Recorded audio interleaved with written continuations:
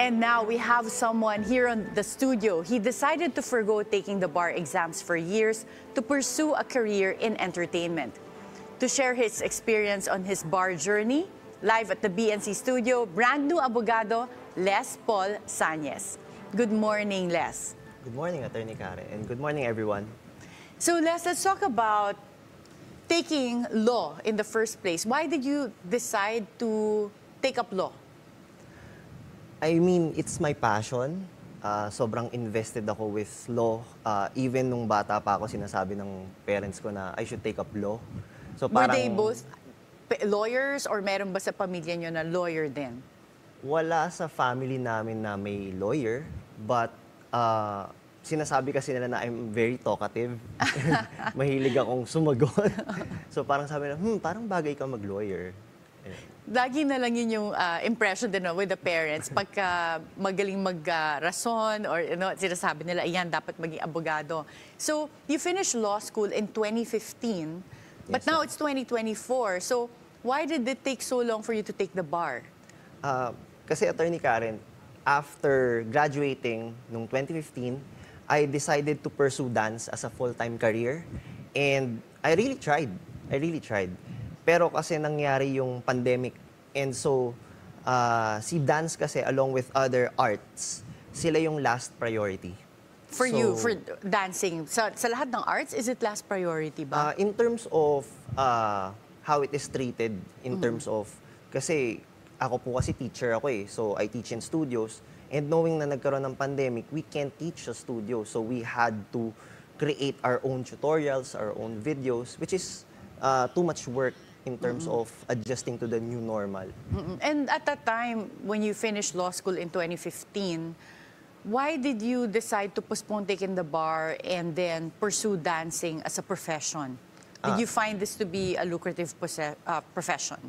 Well, Attorney Karen, I finished in 2015 the course Legal Management in San hindi ka Beda. pa hindi ka pa nag-law that time. Yes, ma'am. Okay, so when did you end up going to law school? I ended up going to law school noong 2020. 2020. So 5 years after. So talagang nag-try ka muna na mag-pursue ng dancing. But at that time, were you still thinking na after I do this, I'll still become a lawyer? No, ma'am. I actually say this a lot to my friends and family na pag tinatanong nila, kailan ka maglo-law school? Ang sinasabi ko, someday. Kasi parang yun yung excuse ko. Kasi hindi ko pa kayang sabihin na parang hindi na. Pero nung nangyari po yung pandemic kasi, I realized na I can't teach. So ano pa yung other passion ko, other cabinets ko in my life na oras na para buksan, which is, eto siya na, nahanap ko silo. So, napunta ka sa law because nagkaroon ng pandemic and hindi ka makaturo ng dancing. But the time that before the pandemic happened, was dancing a lucrative career?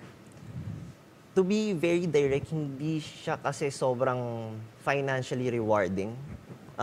Siyempre, in a week, parang twice or thrice ka lang makakapagturo. And hindi siya normally consistent sa dami ng students na umaattend. So, in terms of earning, hindi siya ganun ka taas. But you still wanted to pursue it kasi it was really your passion. And at that time, were your parents disappointed na naging dancing yung career mo instead of law? Not really, kasi they actually supported me in any of my endeavors. Pero they always reminded me na maaga ang retirement stage for a dancer. Kasi syempre, when you are no longer at your prime, syempre, may mga bago ng mas bata, mas batak na papalit. And therefore, what would be my work? So apart from teaching in a studio, did you perform anywhere else? Yes, Attorney Karen. Saan ka nagpa-perform nun? I actually previously performed sa maneuvers, sa TV.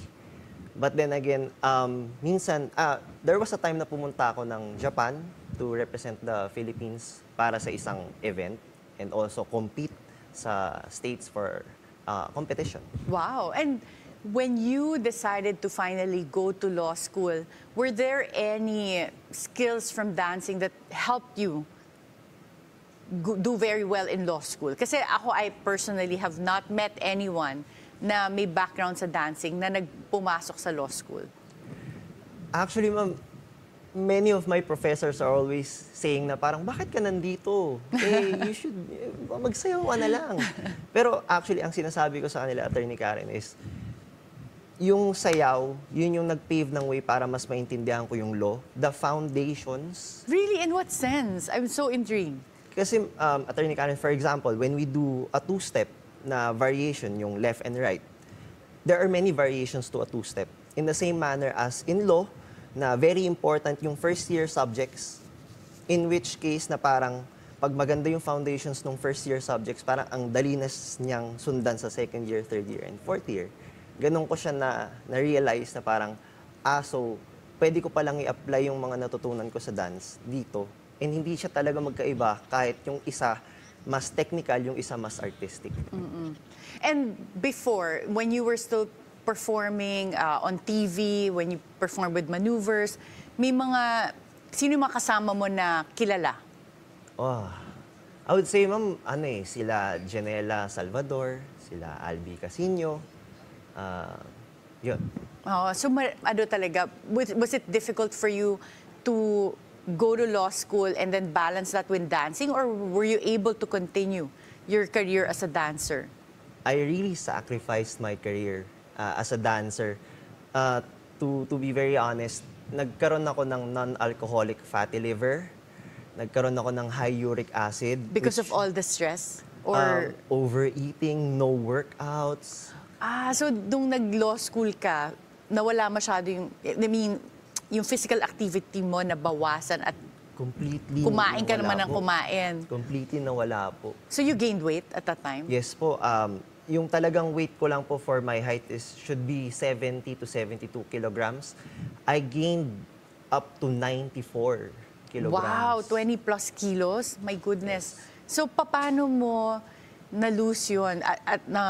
Yung weight na nakuha mo, parang at some point, did you suddenly realize na, teka lang, ang taba-taba ko na, kailangan ko na biglang mag-diet? Or what suddenly changed?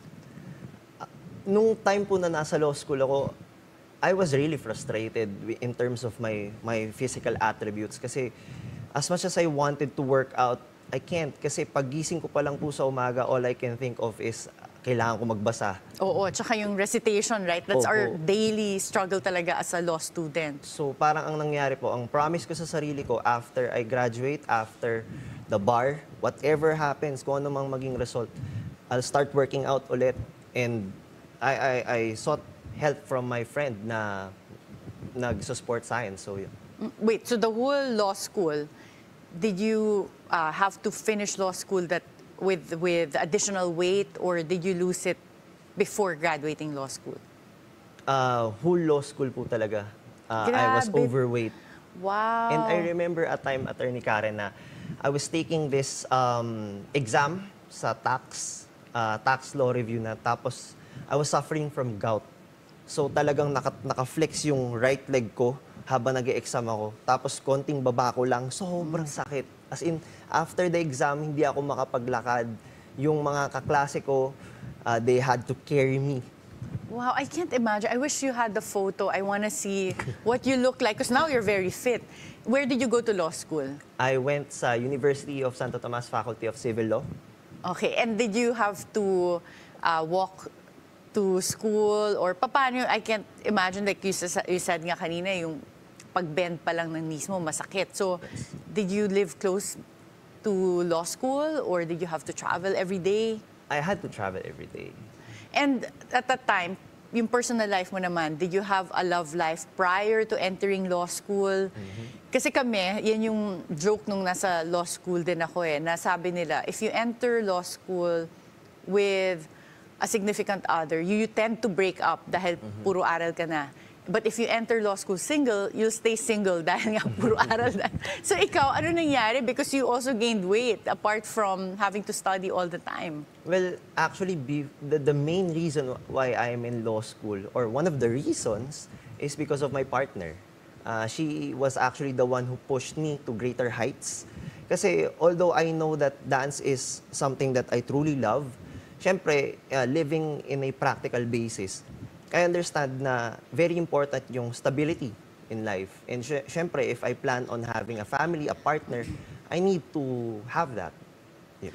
And through all of that, despite your busy schedule, just studying all the time and the weight gain, your partner, your girlfriend never left you. Yes. Never left me. No doubt.